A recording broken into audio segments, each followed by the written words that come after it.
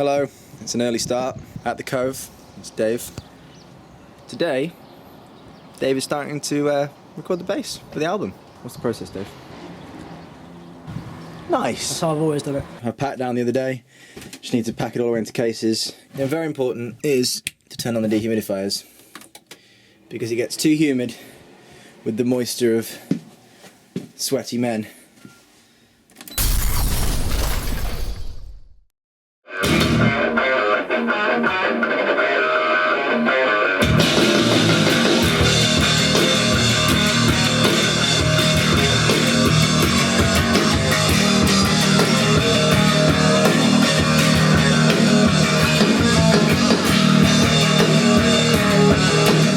And take this bad boy, courtesy of the awesome Ashdown, and pop that in there and mic it up. These are gobos. Gobos. I actually bought one of them and then built another one to exactly replicate it. They're basically just like sound acoustic block things really. They're good for if you're miking up two cabs in the same room, kind of putting one in between and stop sort of bleed between the two mics from the different amps, and they're just good for stopping room reflection. So like where we've got the glass here, anything coming off the glass, this just kind of stops the mic from hearing anything coming back.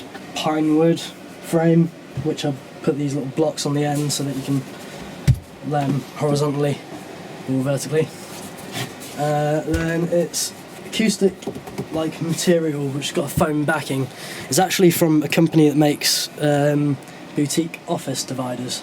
Wow. But it's supposed to be sound isolating office dividers, so I got a roll of this sort of foam backed acoustic material, and then there's about 50mm of foam and a thin bit of rock wool, and it's double-sided basically, so same thing on both sides. Badass. That's it. It's very heavy. It's not light. It's not. No, we had a gig a little while back, and no one was here to help me load in, and I tried to lift it in by myself and crippled my back. So it sounds awesome, but it is a little bit on the big side. Basically, it's good for when you're going on tour with a 60-man crew full of henchmen, and that's fine. But for little old me, it's maybe slightly too big. But in the studio, it's fine. I'm going to sort out the rest of the studio a little bit, but then it will be a case of plugging the Ashdown CTM in, because I assume that's going to be the amp that brings me all the joy. And choose bass again. Start the day with the Chapman and see how that sounds. The most important stage of the album tracking process is the grid of win. Trademark. Dave from Hollingworth, Ben Arnold, 2014. You list the tracks down here. Album track listing: Flower of Life, White Dove, Written, Outspoken, Idle Hands, Zero, Catalyst, To Survive, Centered in One, and All. And then you list the stages of tracking up here: drums, bass, beer rhythm, Rob rhythm, beer lead, Rob lead, acoustics, layers, whatever that might be, just nice layers, percussion, main vocal and backing vocal. And then you do your lines across like that. Leave a nice space for notes down here because you never know what's going to need. And you do some verticals. We're a little late in this process, aren't we? We're a little bit, because we're going to do one more across here like that. But the good news is that it currently looks like this. Boom! So I'm going to finish this off because you don't want to watch it all, and over the course of the upcoming documentary series you will see this fill with X's of joy as Dave's patience for life decreases. Well, I've not put any guide bass on this because I'm about to track bass, but what I have done is I've labelled everything up and given photos, little images, to Look at that. And the most important one is this one here. Aww. Which is a little dog. Scratch Git. Yeah. Has he got a little Git? Yeah. On the last EP, what I did was I took photos of everyone's gear, and very geekily had our actual rigs next to all of these. And this time I just thought I'd go a little bit lower key, a bit more subtle, and just went with the Scratch Git dog. Is that Doberman? So, I don't know. I know. Breed specialists of YouTube, tell us what kind of dog this is.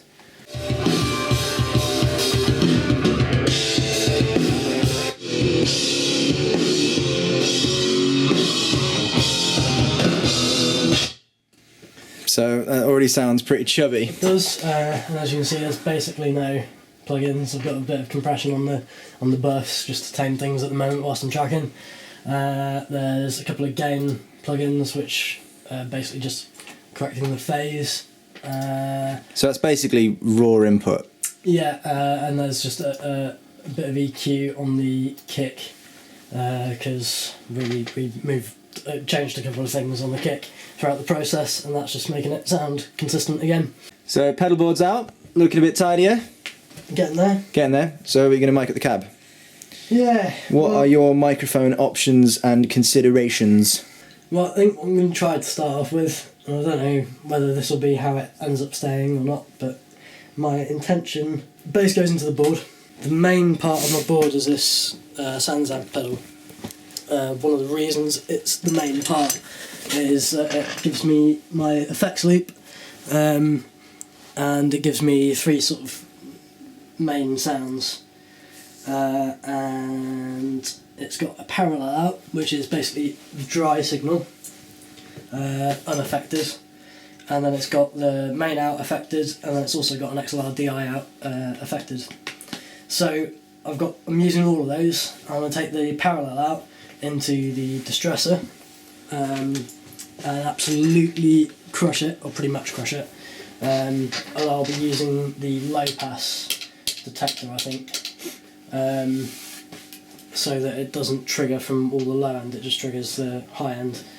But basically I'm going to get all the focused low end sound out of the DI, so there's just a nice clean low end that's really controlled with 0 dynamic range though. And then so is that just going to be like just a really steady constant? It's not going to, so it's just like a solid block of bass. Just basically just a layer like butter of the record basically. Right. I want to have a buttery bass. Buttery biscuit bass. Bass. Yeah. Amazing. Yeah, I just think that'll. I mean, we're going for that kind of. In some ways, we're going on quite a sort of traditional sound for the record. So I want to have a layer of sort of consistent low end, really. So I'm going to try that out and see what happens, and then use a blend of the DI out of the pedal and a blend with the Ashdown CCM. 100 watt valve head of Joy. Yeah. Cool. There are sections of which that I'm already aware that basically I know that there's going to be a sound on here that I want to use the drive off this. Okay. And there's a couple of tracks in particular where that's going to sort out for drive. So I might be automating and chopping between and that sort of stuff. But so that's the general plan. But so the next thing is I need to decide what mic to throw on the. It's actually an ABM cab, 8x10. So I need to decide what mic to throw on there. Typically the first mic I'd go for would be something like a large diaphragm dynamic, like an SM7 or RE20. But I'm thinking I probably don't want to pick up so much low end. So well, because you're going to have the DI, that's going to cover more of that. Yeah. Through the distressor. Yeah. The good thing about the large diaphragm dynamics and dynamics in general is they're great at taking high SPL levels, sound pressure levels, so you can chuck them on stuff that's loud and it won't damage them. And they tend to have a bit of a roll off, and they've got a slower transient attack. So on bass, generally that's kind of a good thing. But I think with wanting to get all the dynamic range and detail out of the amp, I think a condenser is going to be a better option, as long as it can take the SPL. So I have to choose the mic carefully. Typically it's not a problem if you've got a pad. The mic locker, beautifully underlit by this floor light. Wow. It's quite a state because it's not just a mic locker, it's kind of a bit of an everything. It's a music locker. But essentially all of here is kind of mics. So we need to choose one for the bass cab. And I'm thinking could be the Neumann. Okay. What is that? It's TLM 193, which is quite dark sounding. So that could sound nice. Maybe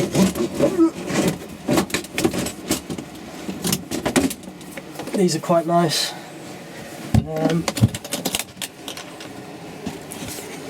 Oh, those are the overheads used on the kit, aren't they? Yeah, and they're cool. And we got -20 or 10 or 0. Okay. So that could be a nice option. They sound nice. Would you use them in stereo? No. No, just... Yeah, just use one of them. We've got the Sontronics, which could work. Could sound nice. I've not seen that one before. No. I think. Sontronics. Well, it looks good.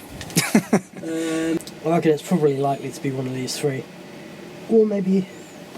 Oh. I do have one thing that might be nice.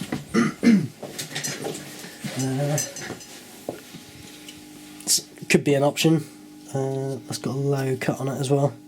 What is that? And a 10 dB pad. It's an AKG, C2000. Not the most expensive mic, but sometimes it's the cheap ones that work. Yeah, the NT3, that could be an option actually. Yeah. Because with it being kind of a smaller diaphragm, but not like pencil small, that might give us a bit more of a mid-range focus. So I might try this one. So is it generally the rule that the smaller the diaphragm, the more high-end detail you get, and the bigger the diaphragm, the more low-end? Yeah, generally. I mean, in my opinion, I've found it's... well, that is kind of the case, but particularly with diaphragms, the way that with dynamic mics, the way that diaphragm works is essentially a speaker wired backwards, and same as a speaker. If the speaker is larger, it reacts slower, but does have potential of more low end. More punch. Obviously, it takes more air pressure to move the diaphragm, and yeah, I mean that's. The condensers, they're a much thinner diaphragm. It's a different sort of design, but it's still the same sort of theory. I think generally a good ethic is if you've got something circular, if it's larger, then it'll tend to do a bit more low end, but not as punchy or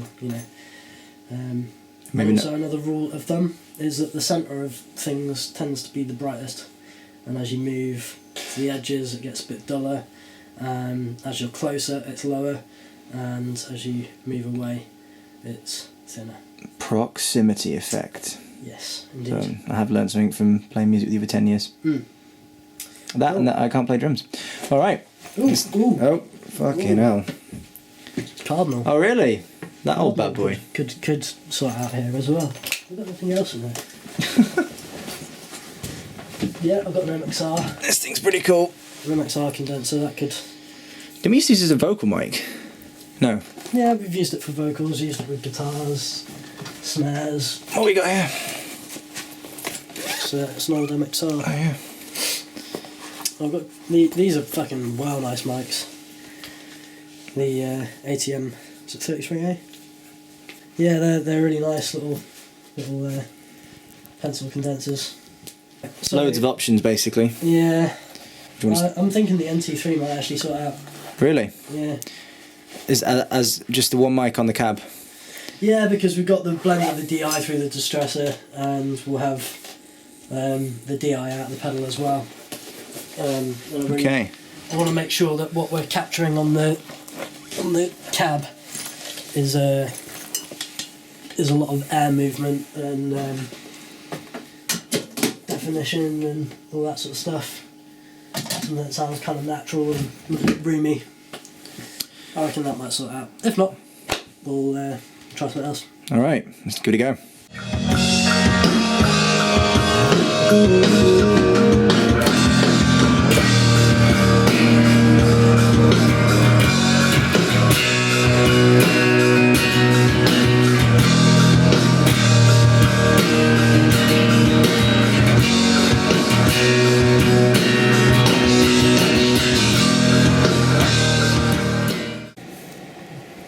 So any reason to choose any particular speaker on the cab? Not really. There's no real particular difference other than convenience. So I'm going just off centre of the dust cap, and I might pull it back a tiny bit actually. Yeah, I reckon somewhere around there might sound pretty nice. Alright. We have an XLR. So that's the first mic in place. Let's give it a test. See what it sounds like.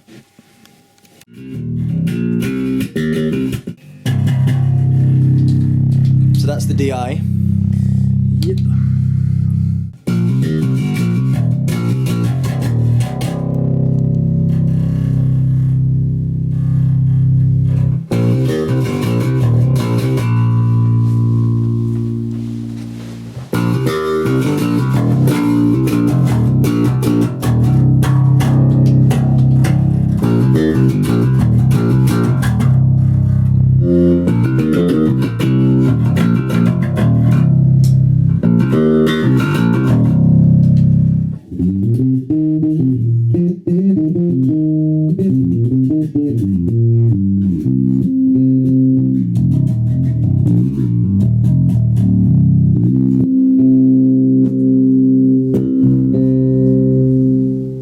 Sounding pretty good. So that's the DI.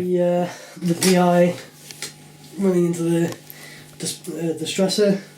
Ratio is at 4:1. Got detector with a high pass filter, which isn't EQing it. It's just meaning that it's not taking the low end as the thing to compress. Basically, it's just reacting to a volume in the high end. So when I'm digging into the strings, it's reacting as opposed to just kind of reacting from the general low end. At the moment I've got no distortion or anything on it. It's not in Brit mode. I've got very, very quick attack and very quick, well, pretty quick release, around sort of 2.5 for the release, which isn't either quick but it's not very slow. And I'm slamming the input so that it's really smooth, giving it a bit of an EQ on the desk as well, so it's just nice. What's your EQ looking like? Pulled all the high end out, pulled back a little bit around sort of 1K where the sort of fingery noise is, giving it sort of fingery I like it. noise, and then kind of a smooth boost around, not a lot really, maybe a sort of decibel and a half, around the sort of 200 to 300 mark, which is kind of, for me, where all the proper low end of a bass is, where it's got definition without being boomy, and that's about it really. So it's pretty. Let's just move these guys to the centre speaker so they can hear what we're talking about. Give it some Dave.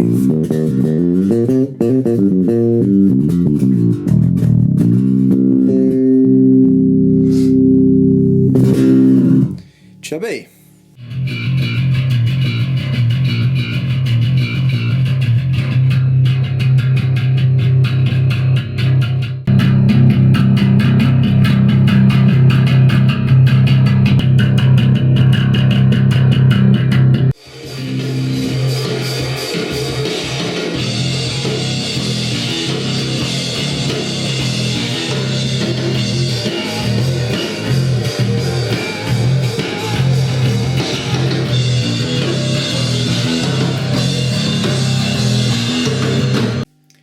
This is one of my favourite fills that we wrote on the album. We were trying to find like a really explosive thing, and yeah, we kind of all came up with this. And Beer and Dave were like, try a gospel thing, like a triplet time. So this is it, end of this section, check it out.